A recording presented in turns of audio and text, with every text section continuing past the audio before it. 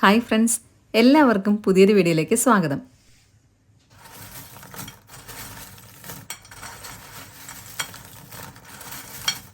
ഇന്നത്തെ വീഡിയോയിൽ വളരെ ടേസ്റ്റി ആയിട്ട് നമുക്ക് ഉണ്ടാക്കാൻ പറ്റിയ മധുരസേവ അല്ലെങ്കിൽ കൂന്തി എന്ന് പറയുന്നതാണ് കാണിക്കുന്നത്. പല ഭാഗങ്ങളിലും പല പേരുകളാണ് ഇതിന് പറയാറ്. കണ്ണൂർ, തലശ്ശേരി, മാഹി ആ ഭാഗങ്ങളിലൊക്കെ കൂന്തി എന്നാണ് ഇതിന് പറയാറ്. തൃശ്ശൂർ സൈഡിലേക്കൊക്കെ വന്നു കഴിഞ്ഞാൽ മധുരസേവ എന്നാണ് ഇതിന് പറയാറ്. നല്ല ടേസ്റ്റാണ് ഇത് കഴിക്കാനായിട്ട്. കുറച്ച് കാര്യങ്ങൾ മാത്രം ശ്രദ്ധിച്ചു കഴിഞ്ഞാൽ ബേക്കറിയിൽ നിന്നൊക്കെ നമ്മൾ വാങ്ങുന്ന മധുരസേവ അല്ലെങ്കിൽ കൂന്തിയുടെ അതേ ടെക്സ്ചറിൽ തന്നെ വീട്ടിൽ നമ്മൾക്കിത് തയ്യാറാക്കാൻ പറ്റും. ഇതിൻ്റെ മറ്റൊരു പ്രത്യേകത, വെറും 3 ചേരുവകൾ മാത്രം മതി നമ്മൾക്കിത് തയ്യാറാക്കാനായിട്ട്. അപ്പം നമ്മൾക്ക് നോക്കാം ഇതെങ്ങനെയാണ് വളരെ ഈസി ആയിട്ട് തയ്യാറാക്കുന്നത് എന്നുള്ളത്. അതിനായിട്ട് 250 ml കപ്പിൽ 1 കപ്പ് കടലമാവ് എടുത്തിട്ടുണ്ട്. ഇത് വറുത്ത കടലമാവൊന്നുമല്ല, സാധാരണ നമ്മൾ കടയിൽ നിന്ന് വാങ്ങിക്കുന്ന കടലമാവാണ്. ഇതൊരു പാത്രത്തിലേക്ക് ഇട്ട് കൊടുക്കുന്നുണ്ട്. ഇനി വേണ്ടത് അരിപ്പൊടിയാണ്. അതായത് അപ്പത്തിനും ഇടിയപ്പത്തിനൊക്കെ നമ്മൾ എടുക്കുന്ന തരിയില്ലാത്ത വറുത്ത അരിപ്പൊടി 1/2 കപ്പ് എടുത്തിട്ടുണ്ട്. കടലമാവിൻ്റെ പകുതിയാണ് അരിപ്പൊടി വേണ്ടത്. ഇത് വറുത്ത അരിപ്പൊടിയാണ്. വറുക്കാത്ത അരിപ്പൊടി വെച്ചിട്ടും വേണമെങ്കിൽ ഉണ്ടാക്കാം. അങ്ങനെയാണെങ്കിൽ വെള്ളം കുറവ് ഒഴിച്ചാൽ മതിയായിരിക്കും. ഇനി അതിലേക്ക് 1/4 ടീസ്പൂൺ ഉപ്പും കൂടി ഇട്ട് കൊടുക്കുന്നുണ്ട്. അതിനുശേഷം ഒരു വിസ്ക് വെച്ചിട്ട് ഇതേപോലെ എല്ലാം കൂടെ നന്നായിട്ട് മിക്സാക്കി കൊടുക്കുക. നിങ്ങൾക്ക് വേണമെന്നുണ്ടെങ്കിൽ ഇതൊരു അരിപ്പയിലേക്ക് ഇട്ട് കൊടുക്കാം. അങ്ങനെയാണെങ്കിൽ എല്ലാം കൂടെ ഒരുമിച്ച് അരിച്ചെടുത്താലും മതി. അപ്പോഴും നല്ലപോലെ മിക്സായി കിട്ടും.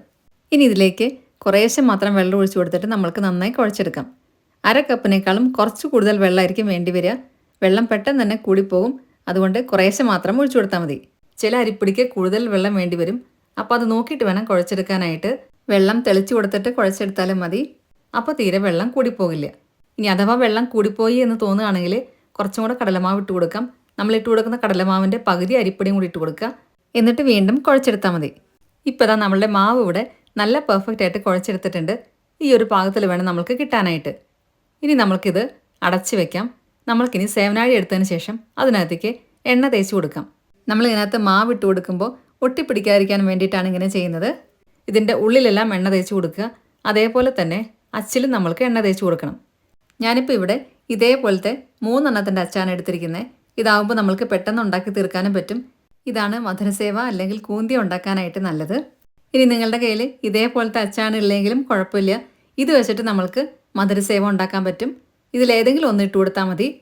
ഇനി നമ്മൾ തയ്യാറാക്കിയ മാവിന്ന് കുറച്ചെടുത്തിട്ട് ഇതിനകത്തേക്ക് ഫില്ല് ചെയ്ത് കൊടുക്കാം. അതിനുശേഷം ബാക്കി മാവ് നമ്മൾക്ക് അടച്ചു വെക്കാം. അടച്ചു വെച്ചിട്ടില്ലെങ്കിൽ ഇത് പെട്ടെന്ന് തന്നെ മുകൾ ഭാഗം ഡ്രൈ ആയി പോകും. അതുകൊണ്ട് എപ്പോഴും നമ്മൾ ഇതുപോലത്തെ പലഹാരങ്ങൾ അല്ലെങ്കിൽ മുറുക്കൊക്കെ ഉണ്ടാക്കുമ്പോൾ ബാക്കി വന്ന മാവ് അടച്ചു വെക്കാൻ ശ്രദ്ധിക്കണം. ഈ സമയത്ത് തന്നെ ഇത് ചുടാൻ ആവശ്യമായിട്ടുള്ള എണ്ണയും കൂടെ നമ്മൾക്ക് അടുപ്പത്ത് വയ്ക്കാം. വെളിച്ചെണ്ണയിൽ ഉണ്ടാക്കുന്നതാണ് കൂടുതൽ ടേസ്റ്റ് ഉണ്ടായിരിക്കുക. നാടൻ പലഹാരങ്ങളൊക്കെ എപ്പോഴും നമ്മൾ വെളിച്ചെണ്ണയിൽ ഉണ്ടാക്കുന്നതാണ് നല്ലത്. ഇനി വെളിച്ചെണ്ണ ഇല്ല എങ്കിൽ ഓയിൽ എടുത്താലും മതി. ഞാനിപ്പോൾ ഇവിടെ വെളിച്ചെണ്ണയാണ് എടുത്തിരിക്കുന്നത്. വെളിച്ചെണ്ണയൊക്കെ നല്ലപോലെ ചൂടായിട്ട് വന്നിട്ടുണ്ട്. നമ്മൾക്കിത് നേരെ വെളിച്ചെണ്ണയിലോട്ട് തന്നെ പിഴിഞ്ഞു കൊടുക്കാം. ഇത് പിഴിയുമ്പോൾ ശ്രദ്ധിക്കേണ്ട മറ്റൊരു കാര്യം, വെളിച്ചെണ്ണ പാകത്തിന് ചൂടായി വന്നതിന് ശേഷം മാത്രമേ നമ്മൾ പിഴിയാൻ പാടുള്ളൂ. എന്നാലാണ് ഇത് കറക്റ്റായിട്ട് മുരിഞ്ഞ് കിട്ടുക.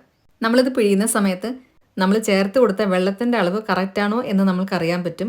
അതായത് വെള്ളം കൂടുതലാണെങ്കിൽ നമ്മൾ പിഴിയുമ്പോഴത്തേക്കും ഇത് പൊട്ടി വീഴാൻ തുടങ്ങും. അങ്ങനെയാണെങ്കിൽ വെള്ളം കൂടിപ്പോയി എന്ന് മനസ്സിലാക്കാം. ഇനി അഥവാ വെള്ളം കുറഞ്ഞു പോയിട്ടുണ്ടെങ്കിൽ ഭയങ്കര ടൈറ്റായിരിക്കും. നമ്മൾക്ക് പിഴിയാൻ ഭയങ്കര ബുദ്ധിമുട്ടായിരിക്കും. വെള്ളം കൂടിപ്പോയിട്ടുണ്ടെങ്കിൽ പൊടി കുറച്ചും കൂടി ഇട്ട് കൊടുക്കാം.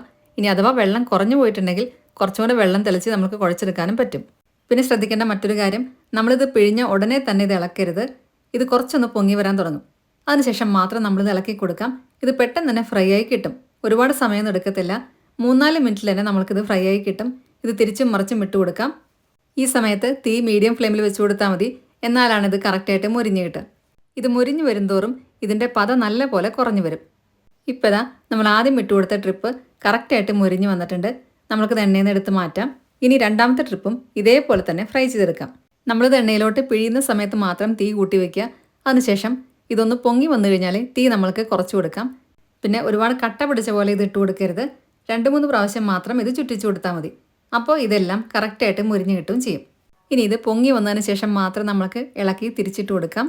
പിന്നെ മധുരസേവയുടെയൊക്കെ കളറ് എല്ലാവർക്കും അറിയാലോ. അതുകൊണ്ട് ഒരുപാട് കളറ് കൂടി പോകരുത്. ഒരുപാട് ഭയങ്കര ഡാർക്ക് കളർ പോലെയൊക്കെ ഇത് ഫ്രൈ ചെയ്തെടുക്കരുത്. കുറച്ചൊന്ന് കളർ മാറുമ്പോൾ തന്നെ നമ്മൾക്കിത് എണ്ണയിൽ നിന്ന് എടുത്ത് മാറ്റാം. അതേസമയം ഇത് ഫ്രൈ ആയിട്ടുണ്ടായിരിക്കണം. അതുകൊണ്ടാണ് തീ കുറച്ച് വെക്കാൻ പറഞ്ഞത്. ഇപ്പം ഞാനിവിടെ വളരെ കുറവ് പൊടി വെച്ചിട്ടാണ് ഉണ്ടാക്കി കാണിച്ചത്. ഇനി കൂടുതൽ വേണമെന്നുള്ളവരാണെങ്കിൽ നിങ്ങൾക്ക് ഇതിൻ്റെയൊക്കെ ഡബിൾ എടുത്തിട്ട് ഉണ്ടാക്കാം.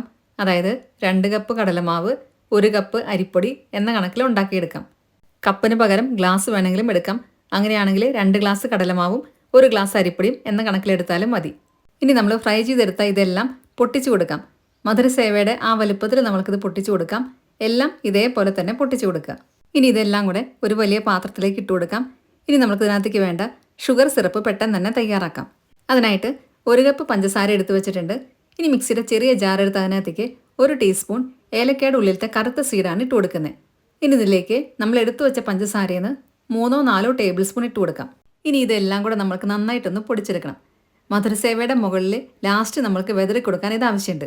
ബേക്കറിയിൽ നിന്നൊക്കെ മധുരസേവ നമ്മൾ വാങ്ങിക്കുമ്പോൾ നമ്മൾക്ക് കാണാൻ പറ്റും അതിൻ്റെ മുകളിലായിട്ട് വെള്ള കളറിൽ ഒരു പൊടി പോലത്തെ ടെക്സ്ചർ.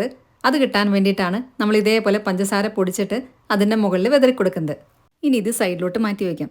ബാക്കി പഞ്ചസാര നമ്മൾക്കിനി ഷുഗർ സിറപ്പ് ഉണ്ടാക്കിയെടുക്കാനുള്ളതാണ്.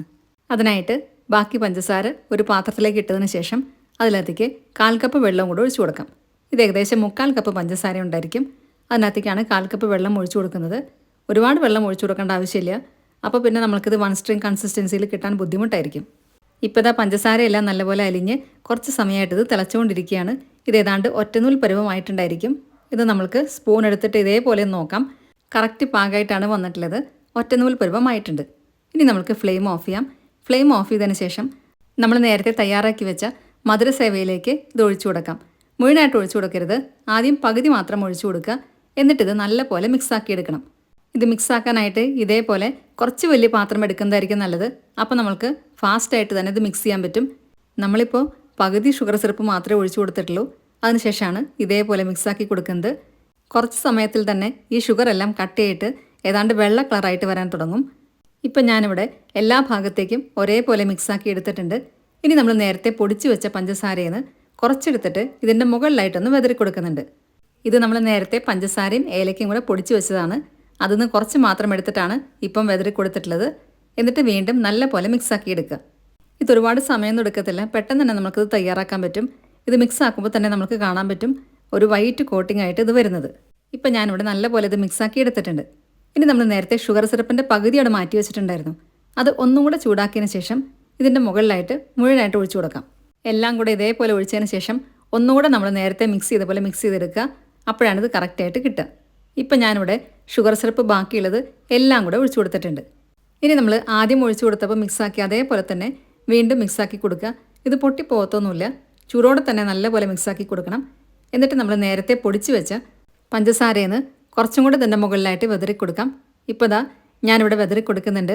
1-2 ടേബിൾ സ്പൂൺ നമ്മൾക്ക് ഇതേപോലെ വെതറി കൊടുക്കാം. നല്ലൊരു കോട്ടിംഗ് ആയിരിക്കും ഇങ്ങനെ വെതറി കൊടുക്കുമ്പോൾ കിട്ടുന്നത്. ഇതേപോലെ 2 പ്രാവശ്യം നമ്മൾ ചെയ്യുമ്പോഴാണ് ബേക്കറിയിൽ നിന്നൊക്കെ നമ്മൾക്ക് കിട്ടുന്ന അതേ ടെക്സ്ചറിൽ നമ്മൾക്ക് ഈ മധുരസേവ തയ്യാറാക്കാൻ പറ്റുന്നത്. ഇപ്പോൾ ഇതാ ഇത് കാണുമ്പോൾ മനസ്സിലാകുന്നുണ്ടായിരിക്കും കളറെല്ലാം മാറി നല്ല പോലെ വെള്ള കളറായിട്ട് വന്നിട്ടുണ്ട്. ഇതാണ് ഇതിൻ്റെ കറക്റ്റായിട്ടുള്ള ടെക്സ്ചർ. ഇതുപോലെ വേണം നമുക്ക് കിട്ടാനായിട്ട്. ഇനി ചൂടാറിയതിന് ശേഷം ഇതൊരു ബോട്ടിലിനകത്താണ് ഇട്ട് വെക്കാം. ഗ്ലാസ് ബോട്ടിലാണെങ്കിൽ കൂടുതൽ നല്ലത്. ഇപ്പോൾ ഇതാ നമ്മളുടെ ടേസ്റ്റി ആയിട്ടുള്ള മധുരസേവ അഥവാ കൂന്തി തയ്യാറായി കഴിഞ്ഞു. വളരെ കുറച്ച് ചേരുവകൾ വെച്ചിട്ട് വീട്ടിൽ തന്നെ നമുക്കിത് തയ്യാറാക്കാൻ പറ്റും.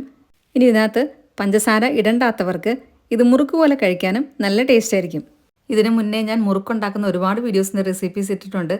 അതെല്ലാം പലതരത്തിലുണ്ടാക്കുന്ന മുറുക്കുകളാണ്. അതിൻ്റെ എല്ലാം ലിങ്ക് ഞാനിവിടെ ഡിസ്ക്രിപ്ഷൻ ബോക്സിൽ കൊടുക്കാം. കാണാത്തവരുണ്ടെങ്കിൽ അത് ക്ലിക്ക് ചെയ്ത് കണ്ടാൽ മതി.